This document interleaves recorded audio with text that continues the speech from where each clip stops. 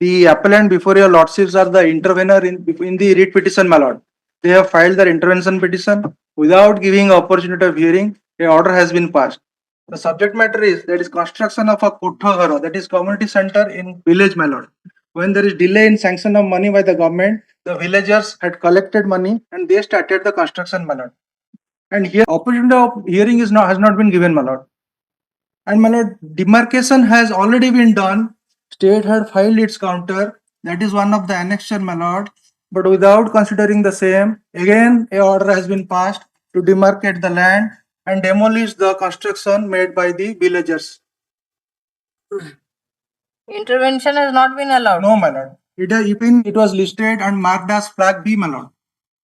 Your intervention was not allowed. No, my lord. We have not given opportunity of hearing, my lord. So, have you filed any leave to file the appeal? See, you are not a party to the writ proceeding. You cannot challenge the order. And if you have to challenge the order, you will have to file an application seeking leave of the court to challenge the order. So whether you have filed any application, No. do that.